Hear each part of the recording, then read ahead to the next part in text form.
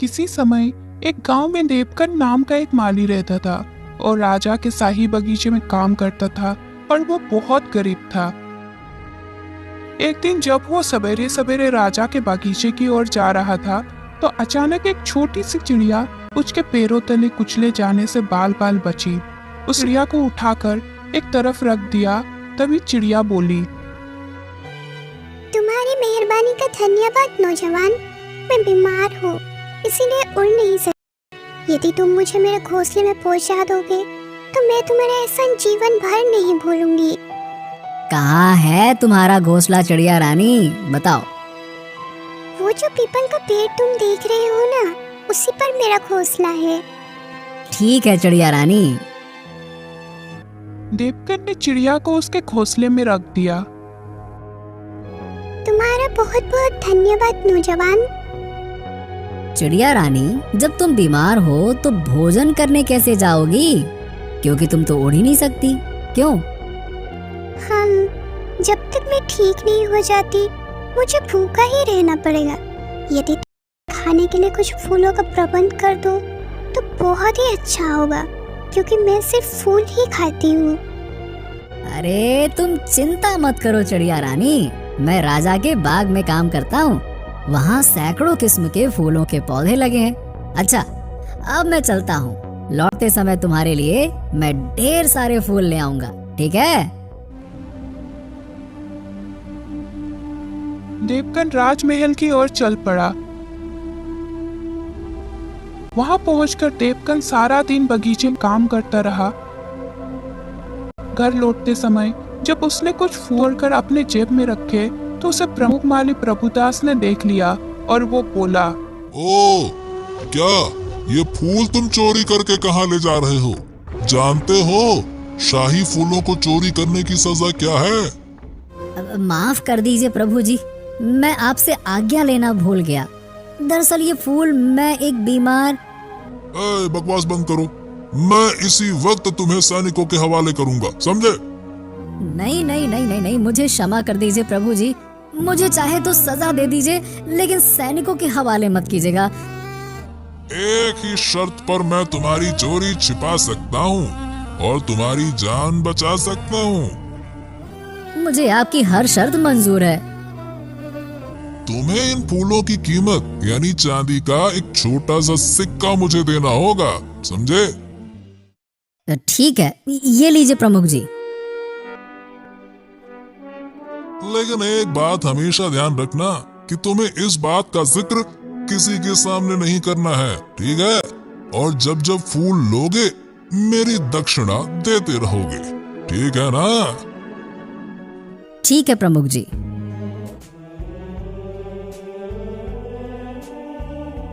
वहां से देवकन सीधा चिड़िया के पास पहुंचा। ये लो चिड़िया रानी, अपना आहार अच्छे से खाओ। उस दिन से देवकन रोज बाग से फूल तोड़ता और उसकी कीमत प्रमुख माली को देकर फूल चिड़िया को पहुंचा आता। तुम मेरे लिए कितना कष्ट उठा रहे हो युवक। ऐसी कोई बात नहीं है चिड़िया रानी, तुम्हारी मदद करके मुझे खुशी मिलती है। तुम जल्दी से मस्त हो जाओ, अच्छी हो जाओ, ठीक है? चलो, अच्छा अब मैं चलता हूँ, है ना? इसी तरह कई दिन बीत गए और एक दिन जब वो शाम को बाग से फूल लेकर चिड़िया के पास पहुंचा तो उसे उदास देखकर चिड़िया बोली, क्या बात है देवकन, आज तुम कुछ उदास लग रहे हो? मुझे अफसोस है चिड़िया रानी कि कल शायद मैं तुम्हारे खाने के लिए फूल न ला सकूं। देवकन, मेरे लिए अब फूल लाने की कोई जरूरत नहीं है। अब मैं बिल्कुल अच्छी हो चुकी हूँ तथा कल से स्वयं अपना खाना का प्रबंध कर लूंगी। लेकिन फिर भी बताओगे कि तुम किस वजह से उदास हो? चिड़िया रानी, मैं इन फूलों की कीमत प्रमुख माली को देकर आता था, लेकिन अब मेरे पास एक फूटी कौड़ी भी नहीं बची। ये कहकर देवकन ने चिड़िया को सारी बात बता दी। सब कुछ जान सुनकर चिड़िया की आंखें डबडबा गई। देवकन, मैं नहीं जानती थी कि मेरे लिए तुम इतनी बड़ी कुर्बानी दे रहे हो, वरना मैं तुम्हें ऐसा हरगिज करने नहीं देती। अरे तुम दुखी मत हो चिड़िया रानी। मैं इसलिए उदास नहीं था कि मेरे पास पैसे नहीं रहे, बल्कि मैं तो इस बात से चिंतित था कि कल तुम्हारे लिए फूल कहाँ से लाऊंगा। लेकिन अब तुम्हें स्वस्थ जानकर मेरी सारी चिंताएं दूर हो गई हैं। चलो अच्छा, अब मैं चलता हूँ, ठीक है? ठीक है जाओ, लेकिन मुझसे रोज मिलना ना भूलना। ठीक है चिड़िया रानी। उस दिन से देवकन चिड़िया के लिए फूल तो नहीं लाता, लेकिन काम से लौटते वक्त रोज उससे मिलकर जरूर जाता। एक दिन जब वो काम से घर लौट रहा था तो उसे चिड़िया से मिलने का ध्यान ही नहीं रहा। देवकन को जाते हुए देख चिड़िया बोली, देवकन, आज मैं ना जाने कब से तुम्हारा इंतजार कर रही हूँ और तुम मुझसे मिले बिना ही जा रहे हो। ओ चिड़िया रानी, आज मुझे ध्यान ही नहीं रहा। बोलो कैसे हाल चाल हैं? सुनो, तुमने जो मुझ पर बीमारी के समय उपकार किया उसकी मैं कीमत तो नहीं चुका सकती, लेकिन मैं आज तुम्हें एक ऐसा बीज दूंगी जो शायद तुम्हारा सारा दुख दर्द एवं गरीबी दूर कर देगा।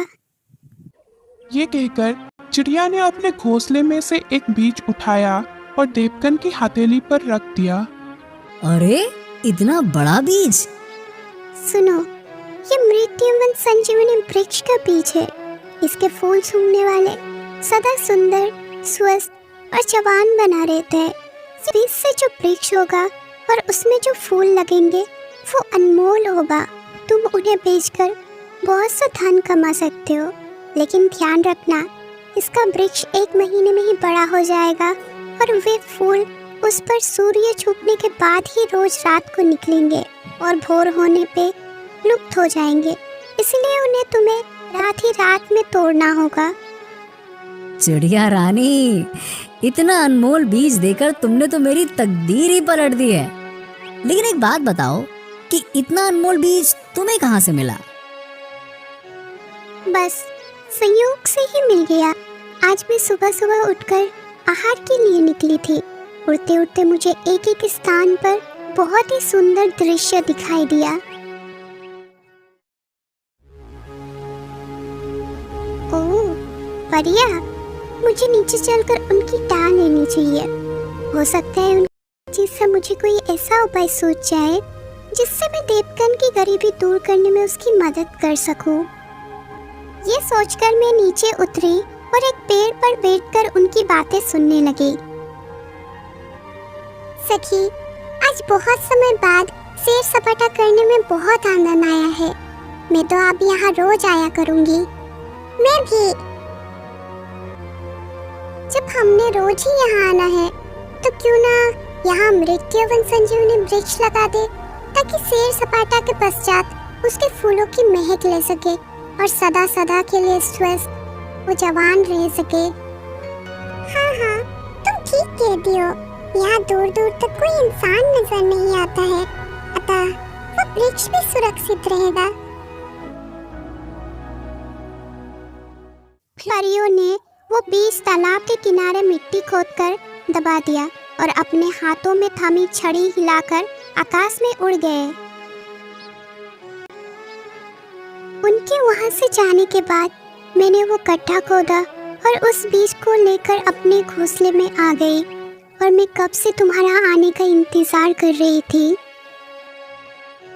सच में तुम कितनी अच्छी चिड़िया रानी हो जो मेरे बारे में इतना सोचती हो। अच्छा चलो अब मैं चलता हूँ, ठीक है? तुम्हारे इस उपहार का बहुत बहुत धन्यवाद। ठीक है, लेकिन मेरे बात का ध्यान रखना। इसकी विशेषता किसी को मत बताना, वरना वे तुम्हारे लिए मुसीबत पैदा कर देगा। ठीक है चिड़िया रानी।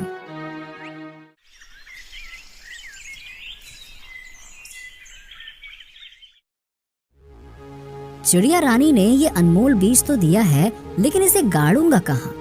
यदि इसे घर के बाहर गाड़ता हूँ तो वृक्ष के बड़े होते ही और फूलों के लगते ही लोगों को तो इसकी विशेषता पता चल जाएगी और वो सारे फूल तोड़ लेंगे।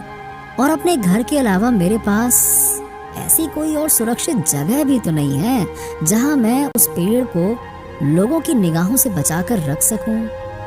फिर उस बीज को लगाऊं कहाँ?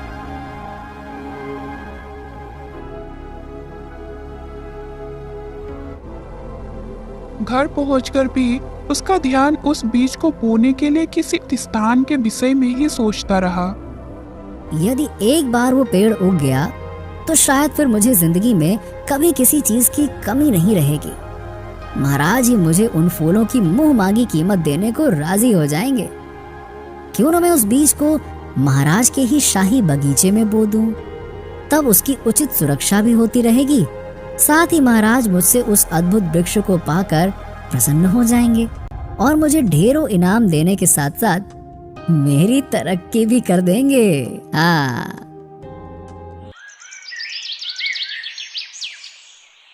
अगले दिन वो रोज की ही तरह शाही बाग में पहुंचा और एक स्थान देखकर बीज बोने के लिए गड्ढा खोदने लगा। गड्ढा खोदते हुए प्रमुख माली ने देख लिया और वो कहने लगा, ए मूर्ख, तू यहाँ क्या कर रहा है? प्रमुख जी, मैं यहाँ एक अजीबोगरीब फूलों का वृक्ष का बीज बो रहा हूँ। फिर देवकन ने प्रमुख माली प्रभुदास को उस बीज और उसके निकलने वाले वृक्ष या फूलों की सारी विशेषता बता दी। सब कुछ सुनकर प्रमुख माली की आंखों में लालच की गहरी चमक उभर आई। अगर इसकी बात सच है तो वास्तव में ये बीज अनमोल है। इससे तो मैं महाराज से लाखों मोहरे कमा सकता हूँ। क्यों ना एक माह में इसका परिणाम देख तो लूं पहले। प्रमुख जी, कृपया मुझे इसे बोने की इजाजत तो दीजिए। वृक्ष के उगने पर फूलों से जो आमदनी होगी उसमें आधा हिस्सा मैं आपको भी दूंगा। हाँ, ठीक है, तुम इसे बो सकते हो। अच्छा देवकांत, ये बताओ कि ये अद्भुत बीज तुम्हें मिला कहाँ से? प्रमुख जी, मुझे एक चिड़िया ने दिया है। फिर देवकन ने उसे चिड़िया के मिलने से लेकर बीज के मिलने तक की कहानी बता दी। बीज बोने के बाद देवकन दूसरे कामों में जुट गया। प्रमुख माली भी अपने काम में जुट गया, लेकिन उस दिन से प्रमुख माली उससे बहुत अच्छे ढंग से पेश आने लगा और उसकी मदद भी करने लगा। एक एक करके दिन बीतते रहे। बीज से अंकुर फूट निकला और वो दिन प्रतिदिन बड़ा होने लगा। ठीक 30 दिन बाद उस पौधे ने एक विशाल वृक्ष का रूप धारण कर लिया। देवकन और प्रमुख माली दिन भर अपने अपने काम में जुटे रहे। फिर से ही सूरज डूबा। राजमहल और आसपास का वातावरण अद्भुत सुगंध से महक उठा। प्रमुख जी, देखिए वृक्ष पर फूल खिल उठे हैं। वाह वाह वाह देवकांत, कितनी मनमोहक सुगंध है इन फूलों की। क्या बात है, मैं अपने आप को बिल्कुल तरोताजा स्वस्थ महसूस कर रहा हूँ। देवकांत, इसका मतलब ये हुआ कि ये फूल निसंदेह चमत्कारी है ना? तभी देवकन आनंद विभार होकर फूल तोड़ने के लिए वृक्ष की ओर बढ़ा और झटपट फूल तोड़ने लगा। बस इतने फूल काफी हैं। सिपाहियों, गिरफ्तार कर लो इस चोर को। आज ये चोर रंगे हाथों पकड़ा गया। पकड़ो इसको। हाँ? नहीं, मैंने चोरी नहीं की है। सैनिकों ने तुरंत देवकन के पास पहुंचा। आज मुझे विश्वास हो गया कि आज से पहले भी जो फूल चोरी होते रहे हैं वो भी इसी ने चुराए हैं। नहीं, छोड़ दो मुझे, मैंने कोई चोरी नहीं की है। ये वृक्ष मेरा है, इसके फूलों का मैं हकदार हूँ। हाँ, पहले जो फूल मैंने बाग से तोड़े थे वो प्रमुख जी की इजाजत लेकर तोड़े थे और उनकी कीमत भी मैंने इनको दी है। पूछो इनसे। चुप कर मूर्ख। एक तो चोरी करता है, ऊपर से सच्चा बनता है। महाराज के बाग में उगे हुए वृक्ष को अपना बताता है। बड़ा आया। जब सैनिकों ने देवकन को मार मार कर अधमरा सा कर दिया तो प्रमुख माली उसके प्रति सहानुभूति जताते हुए बोला, बस रहने दीजिए सैनिक जी, बहुत खातिरदारी हो गई इसकी। अब इसे छोड़ दीजिए। असहाय देवकन सब कुछ जानते समझते हुए भी अपने दुर्भाग्य पर आंसू बहाते हुए अपने घर की ओर चल दिया। देवकन और सैनिकों के जाने के बाद प्रभुदास जमीन पर बिखरे उन फूलों को एकत्रित करने लगा जो देवकन ने वृक्ष से तोड़े थे। इन फूलों का गुलदस्ता बनाकर मैं महाराज को पेश करूंगा और ढेर सारा इनाम पाऊंगा।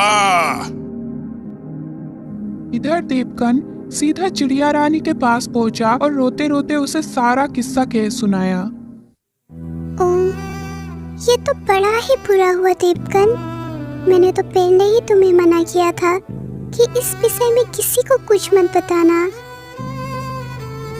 सच कहता हूँ चिड़िया रानी, मुझसे वास्तव में बहुत बड़ी भूल हो गई जो मैंने प्रमुख माली पर विश्वास किया। खीर, तुम दुखी मत हो।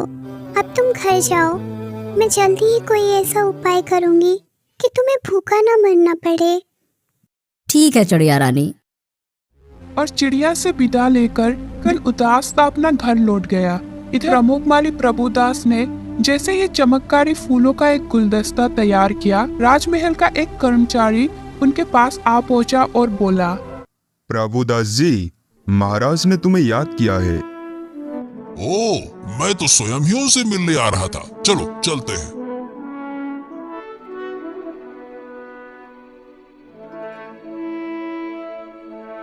महाराज की जय हो, जय हो, जय हो। आपने मुझे कैसे याद किया अन्नदाता? प्रभुदास, मैंने तुम्हें यह जानने के लिए बुलाया है कि आज शाही बगीचे की ओर से इतनी प्यारी सुगंध किन फूलों से आ रही है। इस सुगंध ने हमें मदमस्त कर दिया है। वाह, हमारा रोम रोम पुलकित हो उठा है। हमें ऐसा महसूस हो रहा है जैसे हमारी उम्र 10 साल कम हो गई है, जैसे हम अधेड़ अवस्था से जवानी में लौट आए। क्या है ये? महाराज, ये अनोखा चमत्कार इन अनमोल फूलों का है। इन फूलों के गुलदस्ते को मैं स्वयं ही आपको भेंट करने आ रहा था।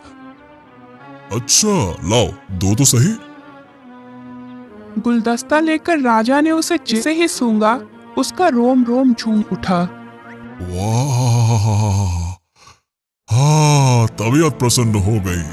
बिल्कुल वैसी ही सुगंध है। प्रभुदास, ये किस पेड़ के फूल है और इनका नाम क्या है? महाराज, ये फूल मृत यवन संजीवनी वृक्ष के हैं। इनको सूंघने से मनुष्य जवान और स्वस्थ रहता है। क्या सचमुच? इसका परिणाम तो आप स्वयं ही देख रहे हैं महाराज। ठीक कहते हो। इस अद्भुत वृक्ष को देखने के लिए हम बहुत उत्सुक हैं।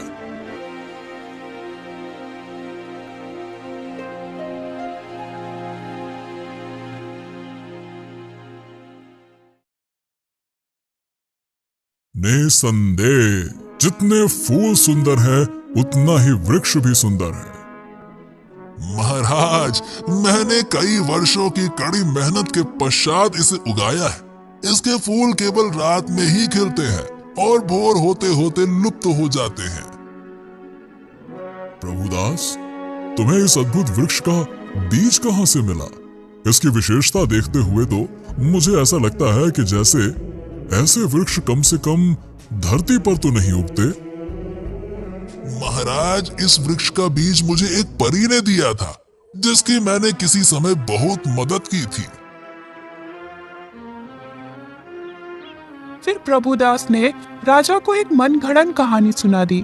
कहानी सुनकर राजा उससे बहुत प्रभावित हुआ और कहने लगा, मुझे नहीं मालूम था प्रभुदास कि मेरे राज्य में तुम जैसे योग्य, नेक और दयालु व्यक्ति भी हैं, जो तन मन धन से हमारी सेवा में जुटे हुए हैं। खुश हुए हम तुम्हारी वफादारी, ईमानदारी और कर्तव्य निष्ठा से बहुत प्रसन्न हुए प्रभुदास। अतः इनाम स्वरूप ये स्वर्ण मुद्राएं रख लो। कल सुबह दरबार में उपस्थित होना, हम तुम्हें 1000 स्वर्ण मुद्राएं और दिलवाएंगे, जो वृक्ष के ऊपर आए खर्च की बाबत होगी। महाराज की हमेशा जय जयकार होती रहे। आप महान हैं महाराज, महान हैं। आप दयालु हैं। आपको ईश्वर सदा संपन्न रखे।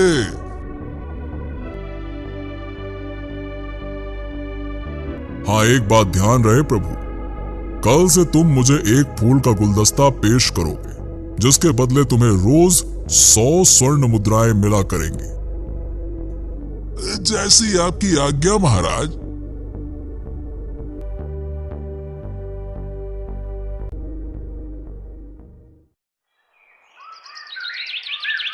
अगले दिन दरबार में जाकर प्रभुदास ने 1000 स्वर्ण मुद्राएं प्राप्त कर ली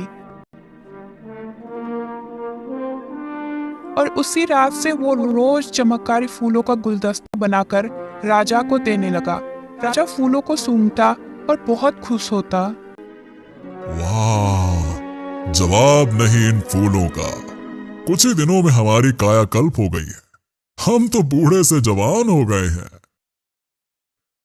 उधर दीपकन ने एक सेठ के यहाँ मेहनत मजदूरी करना आरंभ कर दिया, जबकि प्रभुदास दोनों हाथों से धन बटोर रहा था।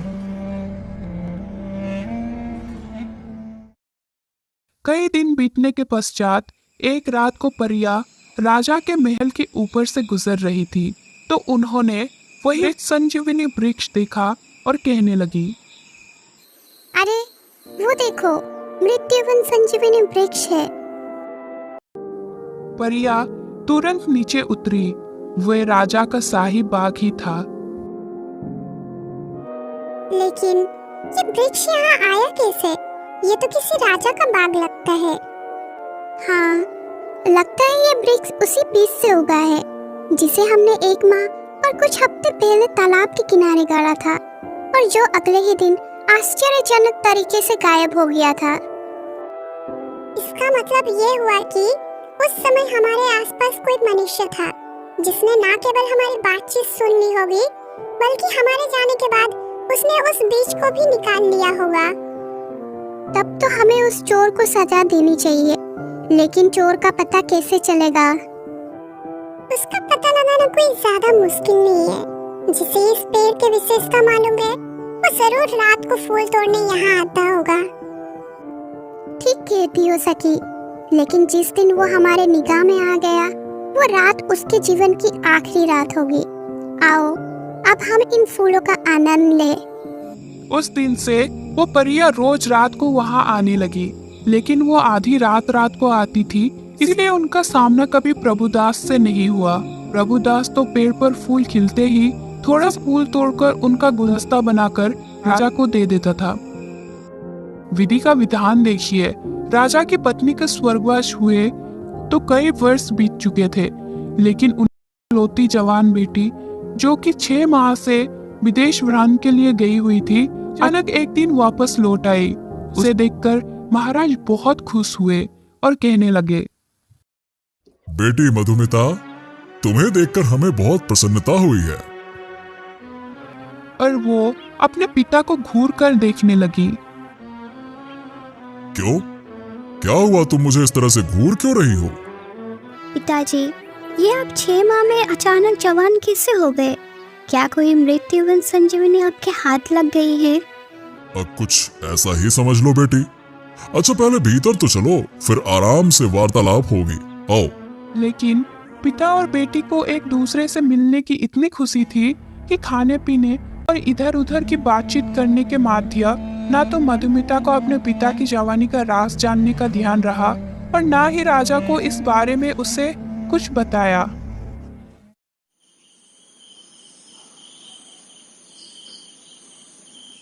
बेटी, बहुत रात हो गई है, तुम जाकर सो जाओ। बहुत अच्छा पिताजी, मुझे भी बड़ा जोरों का नींद आ रही है। लेकिन मधुमिता अपने शयन कक्ष में जाकर जैसे ही बिस्तर पर लेटी, उसे फूलों की सुगंध आने लगी। मधुमिता उसी समय महल से निकलकर शाही बाग में पहुंच गई और परिया भी उसी समय उड़ती हुई शाही बाग के ऊपर पहुंची। राजकुमारी को देखकर कहने लगी, अरे अरे वो देखो, शाही बाग में कोई लड़की मृत्युवन संजीवनी वृक्ष के फूल तोड़ रही है। जरूर ये वही चोरनी है जिसने हमारे चमत्कारी बीज चुराया था। आओ चलकर इससे मजा चखाए। और इससे पहले राजकुमारी खतरे को भाप पाती, परियों ने अपने जादू से राजकुमारी को पत्थर की मूर्ति बना दी।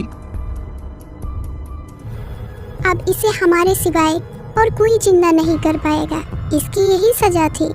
इसे तो सजा मिल गई। आओ अब हम फूलों का सुगंध का आनंद लें और अपना प्रिय खेल खेलें। हाँ चलो।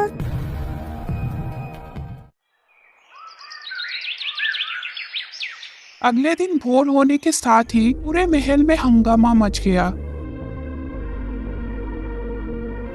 गजब हो गया महाराज, गजब हो गया। महाराज, राजकुमारी साहिबा बाग में पत्थर का भूत बनी खड़ी है। क्या? महाराज शीघ्र बाग में पहुंचे। बाग में पहले से ही महल के नौकर चाकर और प्रभुदास भी मौजूद थे। अपनी बेटी को पत्थर की मूर्ति बना देख राजा कुछ देर तक आंसू बहाते रहे और विलाप करते रहे, लेकिन फिर क्रोधित होकर बोले, प्रभुदास, इस पेड़ को तुमने ही उगाया था। तुम ही बता सकते हो कि राजकुमारी फूल तोड़ते हुए पत्थर कैसे हो गई। जल्दी जवाब दो, वरना मैं तुम्हारी गर्दन धड़ से अलग कर दूंगा। बोलो। मुझे नहीं मालूम महाराज, मेरी जान बख्श दीजिए, मुझे नहीं पता। इस पेड़ को तुमने ही उगाया है और इसका जादू भी तुम जानते होगे। जल्दी बताओ, हमारी बेटी पत्थर कैसे बनी? अब प्रभुदास को सच्चाई बताने में ही अपना भलाई नजर आया, तो वो कहने लगा, महाराज, मैंने धन के लालच में आकर आपसे झूठ कहा था कि इस अद्भुत पेड़ को मैंने उगाया है। वास्तव में इस पेड़ को उगाने वाला देवकांत है, जिसे मैंने यहाँ से भगा दिया था। क्या? हाँ महाराज, मैं सच कह रहा हूँ। इस वृक्ष को उसी ने 1.5-2 माह पहले उगाया था, लेकिन इस वृक्ष के फूलों की विशेषता जानकर मेरी नीयत डोल गई और मैंने उसे यहाँ से भगाकर इस पर अपना अधिकार जमा लिया। फिर प्रभुदास ने राजा को सारी बात बता दी। असलियत जानकर राजा का चेहरा क्रोध से टमटमा उठा। दुष्ट, कमीने, धोखेबाज! तुमने न केवल देवकांत से धोखा किया, बल्कि हमसे भी झूठ बोलकर ढेर सारा धन हड़पा। तुझे तो मैं देवकांत से भी कठोर सजा दूंगा। मुझे क्षमा कर दीजिए महाराज, क्षमा कर दीजिए। नहीं लालची, तुम्हें तुम्हारे किए का दंड अवश्य मिलेगा। सैनिकों, ले जाओ इस दुष्ट को और जीवन भर के लिए काल कोठरी में डाल दो और देवकांत को जल्द से जल्द मेरे सामने हाजिर किया जाए।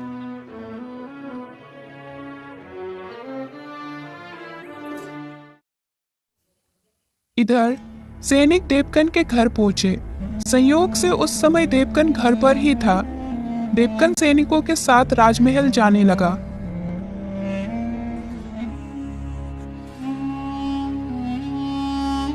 तो रास्ते में उसे चिड़िया रानी ने देख लिया और वो सोचने लगी, अरे ये राजा के सैनिक देवकन को क्यों ले जा रहे हैं? किया है देवकन ने? मुझे तुरंत राजमहल पहुंचकर कारण जानना चाहिए। कुछ देर बाद सैनिकों ने देवकन को राजा के सामने पेश किया। देवकन कहने लगा, प्रणाम महाराज। देवकांत, तुमने हमारे शाही बाग में ऐसा जादुई पेड़ उगाया जिसे छूते ही हमारी बेटी पत्थर का बुत बन गई। पत्थर का बुत बन गई महाराज? हाँ, बताओ वो पत्थर का बुत कैसे बन गई और पुनर्जीवित कैसे हो सकती है? महाराज, मैंने वो वृक्ष अवश्य उगाया था, लेकिन मुझे ये बिल्कुल भी नहीं मालूम कि राजकुमारी जी पत्थर का बुत कैसे बन गईं। तुम जरूर कोई दुष्ट जादूगर हो। मैं तुम्हारे टुकड़े टुकड़े कर दूंगा। तभी चिड़िया रानी वहां आ गई और बोली, ठहरो राजन, इस तरह जल्दबाजी में काम मत लो। एक चिड़िया, वो भी मनुष्य की बोली बोल रही है। तुम कौन हो चिड़िया? और इस दुष्ट को मौत के घाट उतारने से तुमने मुझे क्यों रोका? क्या तुम नहीं जानती कि इसके कारण मेरी बेटी पत्थर की बन गई है? जानती हूँ महाराज, और ये भी जानती हूँ कि इस समय आपके दिल पर क्या बीत रही होगी, लेकिन इसमें देवकन का कोई दोष नहीं है। ये सब संयोग से हुआ है। कृपा करके इसे छोड़ दीजिए। लेकिन तुम हो कौन जो इसकी इतनी हिमायत कर रही हो? महाराज, मैंने ही इसे उस वृक्ष का अनमोल बीज लाकर दिया था। कहकर चिड़िया ने राजा को सारी कहानी कह सुनाई और अंत में बोली, राजन, मुझे विश्वास है कि ये सब उन्हीं परियों का किया धरा है और राजकुमारी को अब वही नई जिंदगी दे सकती है। आप देवकन को छोड़ दीजिए। मैं कोशिश करूंगी कि देवकन के द्वारा आपकी बेटी को दोबारा जिंदगी मिल जाए। ठीक है चिड़िया, मैं तुम्हारी बात मान लेता हूँ, लेकिन एक बात ध्यान रहे, यदि 3 दिन के भीतर मेरी बेटी मुझे जिंदा नहीं मिली तो इसके साथ साथ तुम्हें भी मौत के घाट उतरवा दूंगा, चाहे तुम भागकर पाताल में ही क्यों न छुप जाओ, समझे? मुझे स्वीकार है राजन। राजा ने देवकन को आजाद कर दिया। चिड़िया देवकन को अपने घोंसले पर आने के लिए कहकर वहां से उड़ गई। कुछ देर बाद वो चिड़िया के पास जा पहुंचा और बोला, तुम्हारी मदद करने का बहुत बहुत धन्यवाद चिड़िया रानी। राजकुमारी को जीवित करने का मुझे एक उपाय सूझा है। और चिड़िया ने वो उपाय उसे बता दिया। सुनो, अब तुम घर जाओ और रात को वैसे ही करना जैसे मैंने कहा है। ठीक है चिड़िया रानी।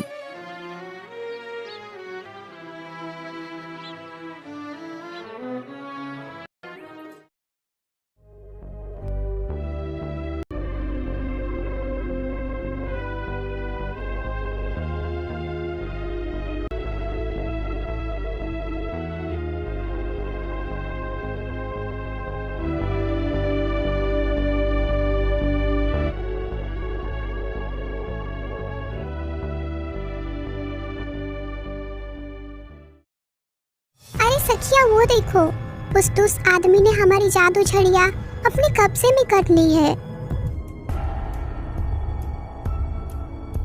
ए, कौन हो तुम? लाओ हमारी छड़िया हमें वापस करो। परियों, मैं इस शर्त पर ही आपको चिड़िया वापस कर सकता हूँ कि आप राजकुमारी को पुनर्जिंदा कर दोगे। नहीं नहीं, हम इस चोरनी को हरगिज जिंदा नहीं करेंगे। आप लोगों को भ्रम हुआ है परी देवियों, चोर राजकुमारी जी नहीं, चोर तो मैं हूँ। और फिर देवकन ने उन्हें अपने साथ हुए सारी कहानी कह सुनाई।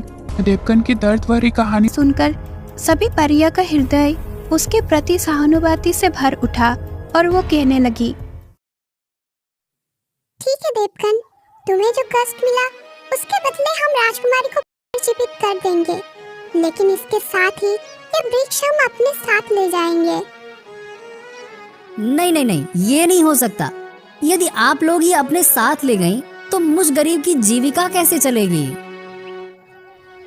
उसके लिए तुम चिंता ना करो, हम तुम्हें राजा के महल से भी बड़ा और सुंदर महल देंगे तथा इतना धन देंगे कि तुम्हें कभी कुछ करने की जरूरत नहीं पड़ेगी।